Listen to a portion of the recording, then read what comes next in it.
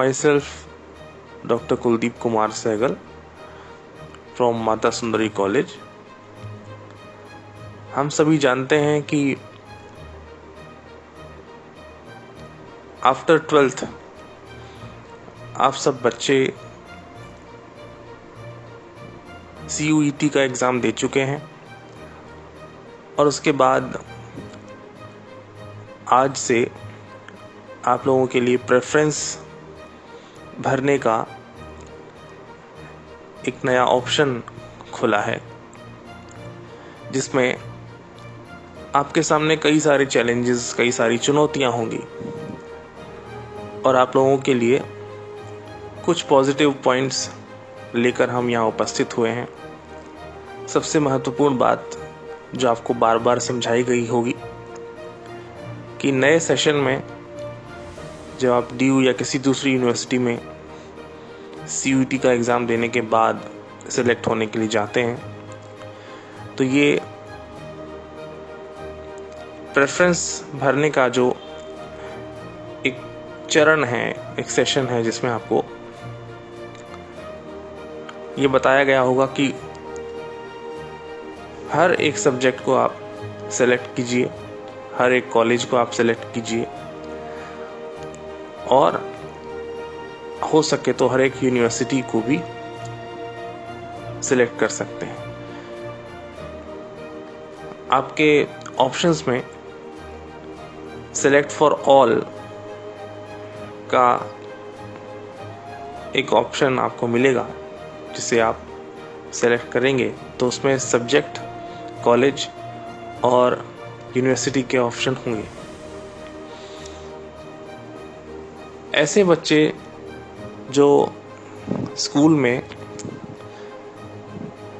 हिंदी या संस्कृत पढ़ चुके हैं, जिनकी क्षमता हिंदी और संस्कृत में बहुत अच्छी है, लेकिन जो लोग हिंदी और संस्कृत को कंटिन्यू ना करके साइंस, कॉमर्स, मैथमेटिक्स या दूसरे सब्जेक्ट्स लेना चाहते हैं, उनके लिए सबसे अच्छी बात यह है कि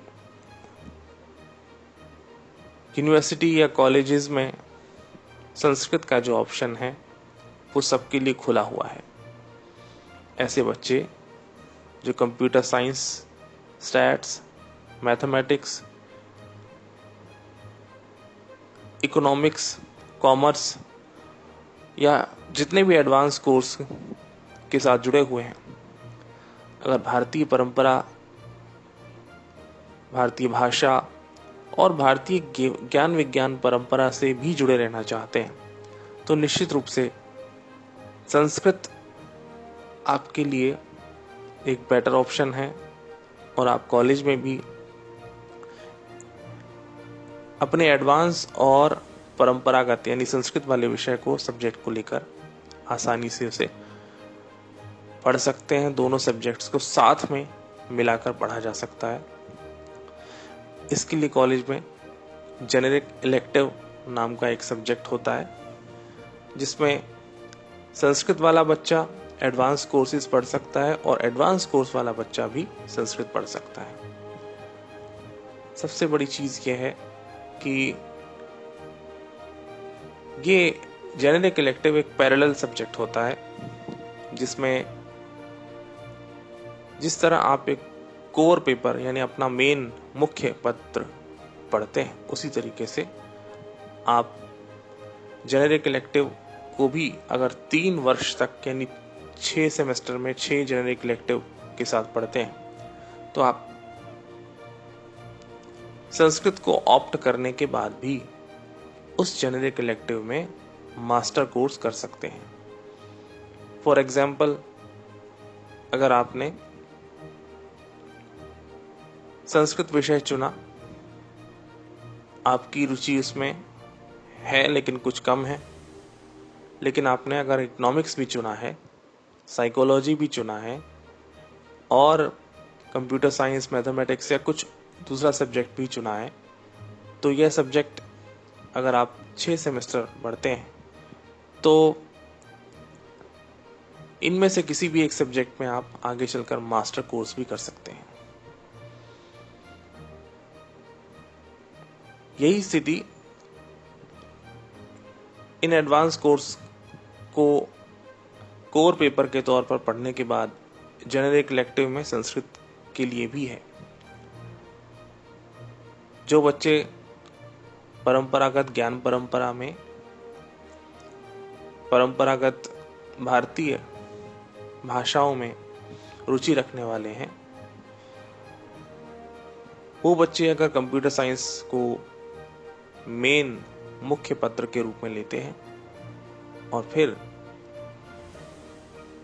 as a generic elective Sanskrit पढ़ते हैं, तो वे लोग भी चाहें तो ग्रेजुएशन अपने सब्जेक्ट्स से करने के बाद मास्टर संस्कृत से कर सकते हैं। फॉर्मेट वही रहेगा, यानी 3 वर्ष या 6 सेमेस्टर तक संस्कृत पढ़ने के बाद आप इनमें मास्टर भी कर सकते हैं। यानी कॉमर्स, आर्ट्स और जो साइंस की जो परंपराएं हैं, जो पहले आपस में अलग अलग मानी जाती थी, उनको क्लब करने का एक प्रयास अब शुरू हो चुका है। एक बड़ी बात कि संस्कृत में या किसी भी ट्रेडिशनल सब्जेक्ट में कैरियर के ऑप्शंस क्या हैं। सबसे बड़ी चीज के समझने लायक है कि कैरियर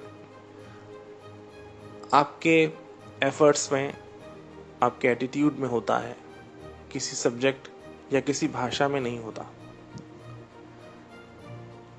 कॉमर्स को पढ़ने के पश्चात, साइंस को पढ़ने के पश्चात, मैथ्स को पढ़ने के पश्चात या दूसरे किसी एडवांस सब्जेक्ट को पढ़ने के पश्चात जो अपॉर्चुनिटीज अवेलेबल होती हैं, यानी ग्रेजुएशन करने के बाद आपको इंटर्नशिप या दूसरे किसी फील्ड में जॉब करने के जो ऑप्शंस उपलब्ध हो सकते हैं, वही ऑप्शन संस्कृत में ग्रेजुएट होने के बाद भी होते हैं।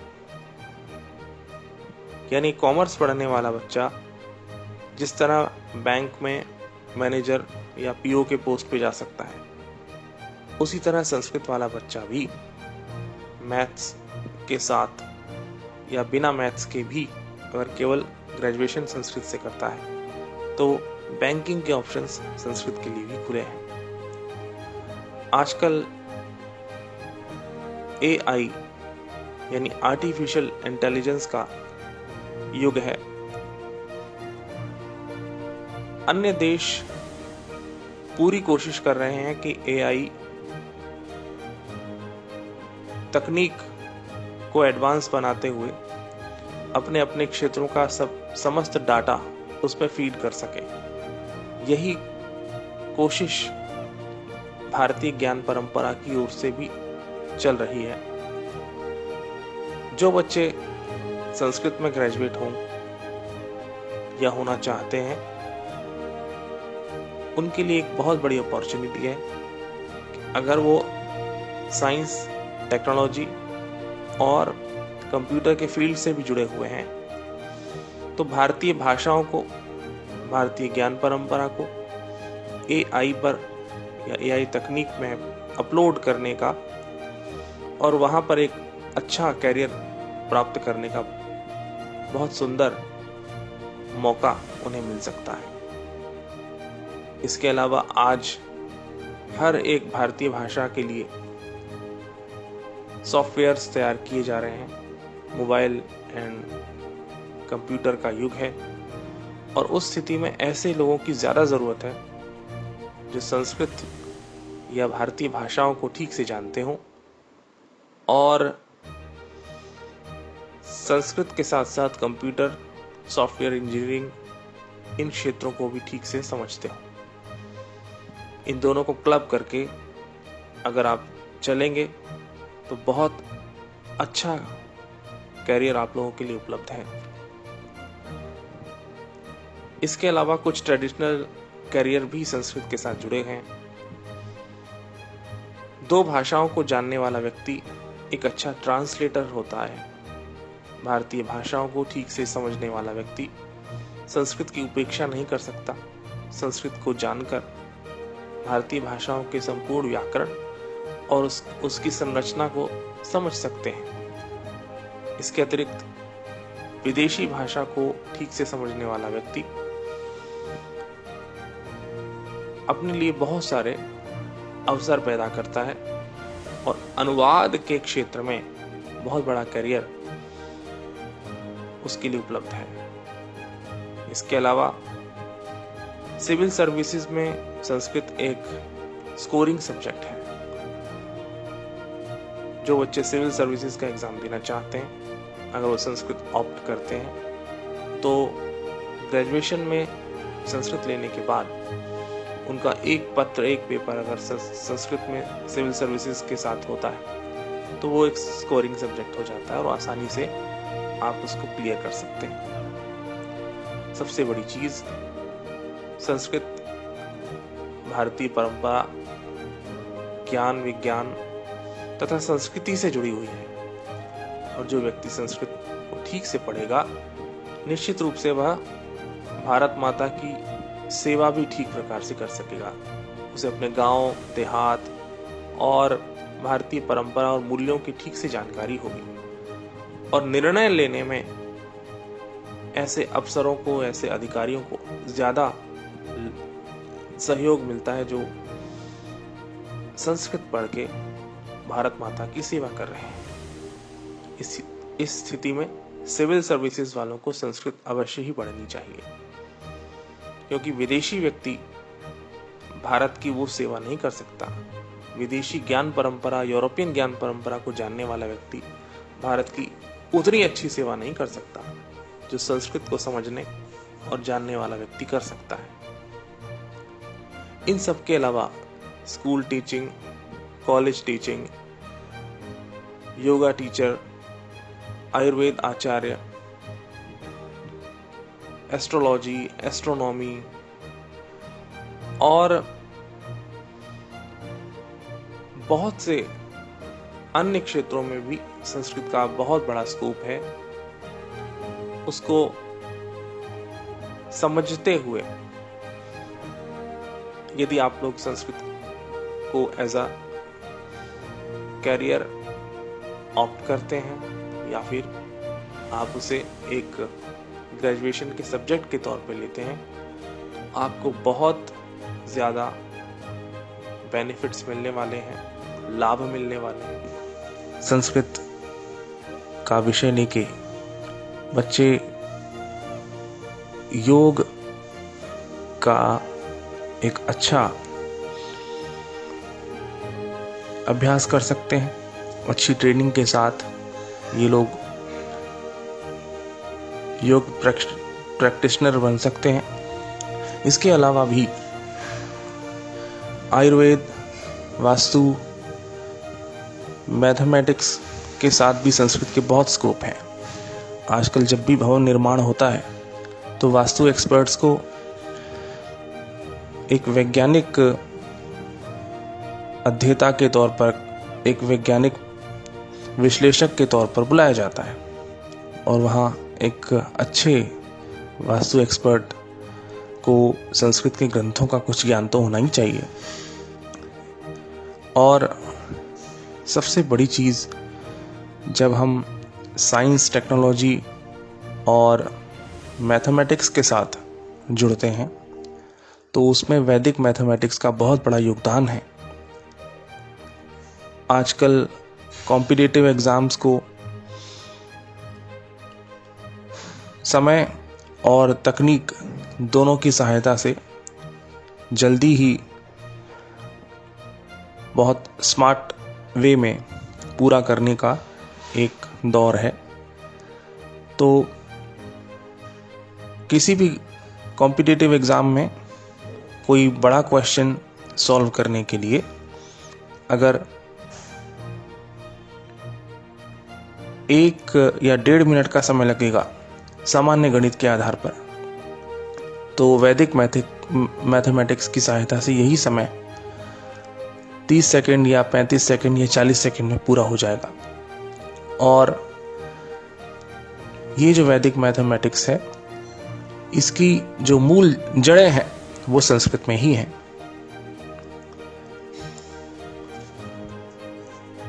Done button stop. इन सब के अलावा भी और बहुत से कैरियर्स हैं, जैसे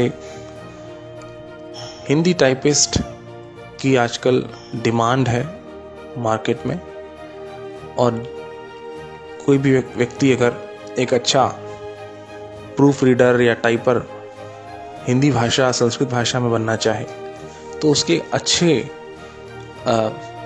रिजल्ट्स मिलते हैं, अच्छा बेनिफिट उसको मिलता है। इन विषयों के अतिरिक्त भी मिलिट्री या सेना में भी संस्कृत का स्कोप है। सैनिकों को हर हाल में मोटिवेट करना ही होता है। हमारी भारतीय सेना में ऐसे कई पोस्ट हैं जिन्हें रिलीजियस मोटिवेटर के तौर पे जाना जाता है। उसमें एक संस्कृतज्ञ की भी आवश्यकता होती है जो गीता आदि मोटिवेटिंग स्क्रिप्चर्स को सुनाकर सैनिकों को मोटिवेट कर सकता है। तो ये कुछ क्षेत्र हैं जो हमने आपको बताए कि जिन क्षेत्रों में आप अपने कैरियर को बिल्ड कर सकते हैं, लेकिन ऐसी अनंत संभावनाएं हैं जहां संस्कृत का स्कोप खुला हुआ है। संस्कृत अगर म्यूजिक के साथ लिया जाए तो आजकल एक ट्रेंड है, नए से नए एडवांस संगीत के साथ नवीन जो गाने हैं उसका संस्कृत में ट्रांसलेशन चल रहा है। अगर आप थिएटर के साथ जुड़े हैं तो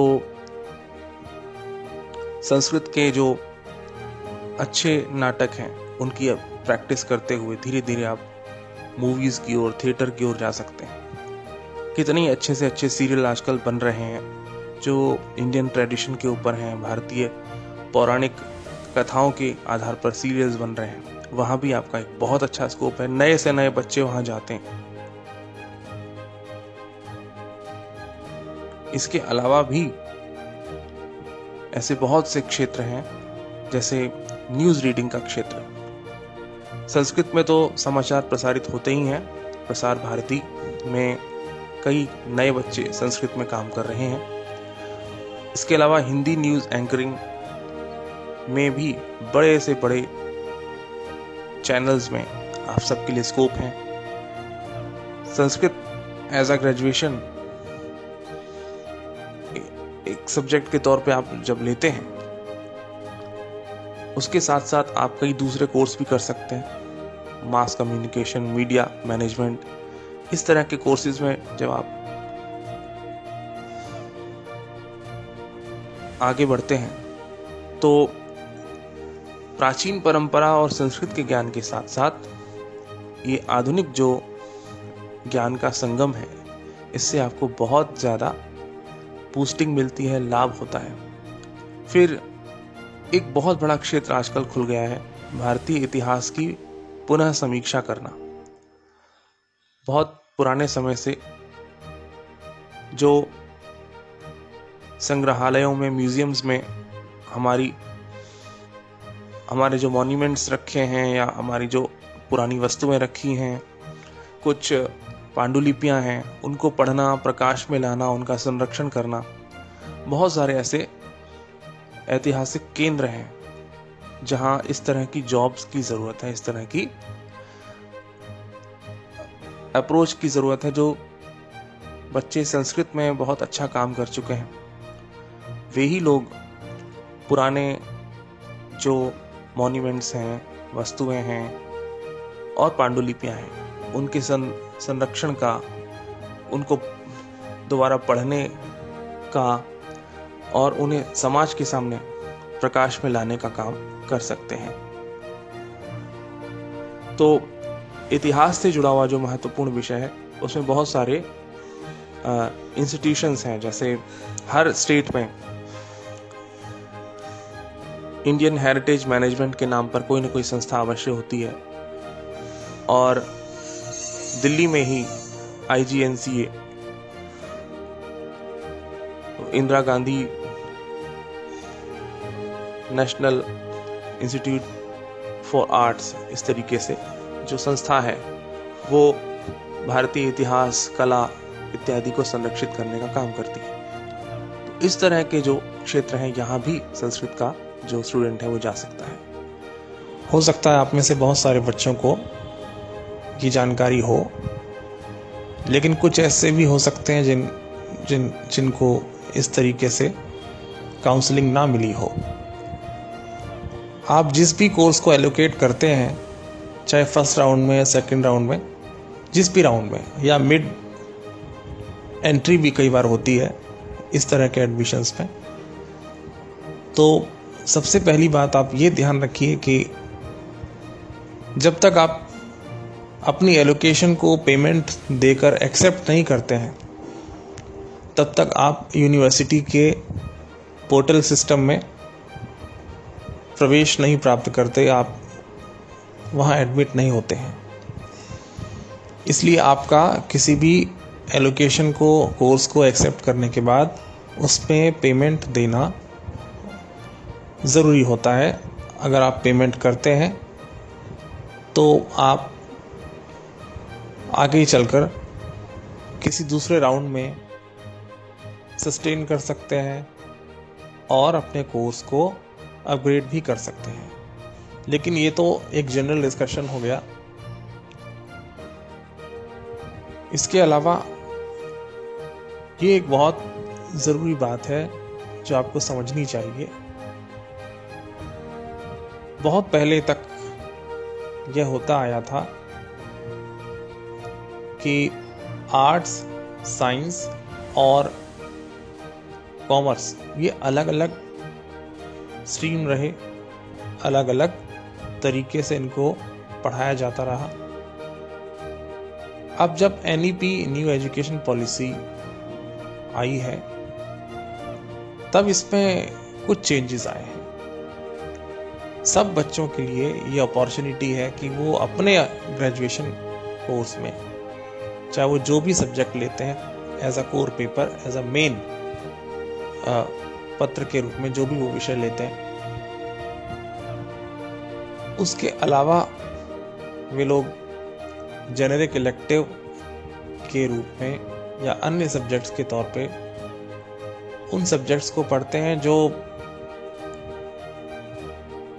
अलग अलग स्ट्रीम से जुड़े हुए हैं। यानी आर्ट्स वाला साइंस के सब्जेक्ट्स ले सकता है, साइंस वाला आर्ट्स के सब्जेक्ट्स ले सकता है, कॉमर्स भी पढ़ सकता है।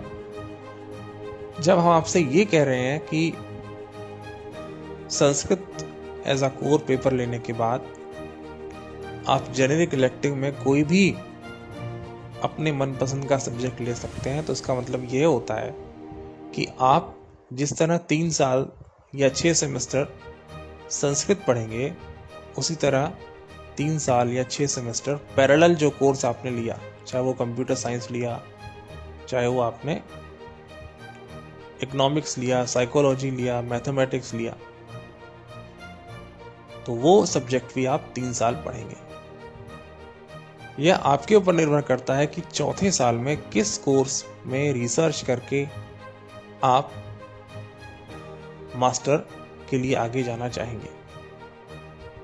यानी जिस तरह संस्कृत एक कोर या मेन पेपर के तौर पे पढ़ा जाएगा, उसी तरह GE भी, जेनेरिक इलेक्टिव जिसे हम कह रहे हैं, वह पेपर भी कोर या मेन पेपर की तरह होगा। उसको भी मार्कशीट में अच्छे से हाईलाइट किया जाएगा। डिपेंड ये करता है कि चौथे साल में आपने रिसर्च करके या उस फील्ड में जाकर किसको मेजर कोर्स बनाया है। यानी आपका जो 4th ईयर होता है वो रिसर्च का ईयर होता है, जिसमें आपको सेमेस्टर वाइज सिलेबस नहीं पढ़ना होता, उसमें आपको रिसर्च करनी होती है। ये रिसर्च आप अपने पहले पढ़े हुए सब्जेक्ट के बेस पर करते हैं। आप चाहें तो अपने कोर पेपर में, यानी जैसे आपने संस्कृत लिया तो उसमें भी कर सकते हैं। अगर आपने पोल साइंस लिया, हिस्ट्री लिया, इकोनॉमिक्स लिया, कॉमर्स लिया, तो उसमें भी इस तरह की रिसर्च हो सकती है।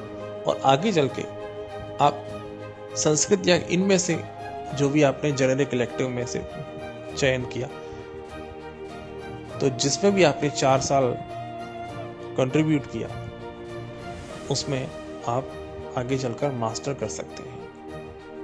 इसलिए ये घबराहट तो अपने मन से निकाल दीजिए कि अगर हम संस्कृत ऑनर्स कर रहे हैं तो उसका मतलब ये है कि हमें कुछ और पढ़ने को नहीं मिलेगा।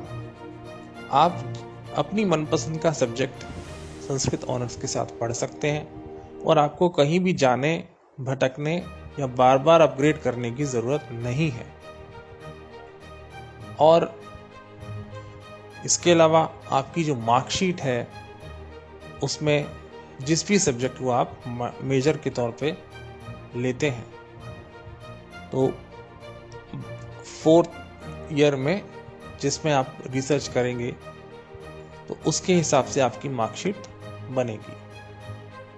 तो संस्कृत ऑनर्स वाला बच्चा संस्कृत ऑनर्स के साथ साथ जेनेरिक इलेक्टिव लेगा और उसकी मार्कशीट में यह शो होगा। और अगर उसको मेजर के तौर पर शो करना चाहे तो 4थे साल में यह सब्जेक्ट भी आप उसको जेनेरिक इलेक्टिव को और अपग्रेड कर सकते हैं। तो ये ऑप्शन हमारे पास होता है। इस बात को ध्यान में रखते हुए आप लोग जितना जल्दी हो सके पेमेंट कीजिए, जिससे कि आप एडमिशन राउंड में सस्टेन कर सकें। और मुझे लगता है कि जो जानकारी मैंने आपको दी उसके हिसाब से आपको किसी तरह के अपग्रेडेशन की ज़रूरत नहीं पड़ेगी, क्योंकि सारा विषय एक ही लेक्चर में हम लोग नहीं बता सकते हैं। एक छोटा सा ऑडियो हमने यहाँ बनाकर भेजा जिससे कि आपका एक ओरिएंटेशन हो जाए, आप ये समझ पाएँ कि यदि आप संस्कृत में रुचि लेने वाले हैं तो निश्चित रूप से आप इसको कैसे एक कैरियर के तौर पे अपना सकते हैं। सबसे बड़ी चीज़, जिन लोगों ने क्वालिफाइंग यानी 12th के स्टैंडर्ड पर संस्कृत नहीं पढ़ा है, उन लोगों के लिए भी 0 से स्टार्ट करने का अवसर होता है। ग्रेजुएशन में आपको बेसिक संस्कृत सिखाया जाता है और जो बच्चे बिल्कुल भी संस्कृत नहीं पढ़ पाए हैं किसी वजह से, उन लोगों के लिए भी संस्कृत का ये अवसर 0 से स्टार्ट करने के साथ ही शुरू होता है।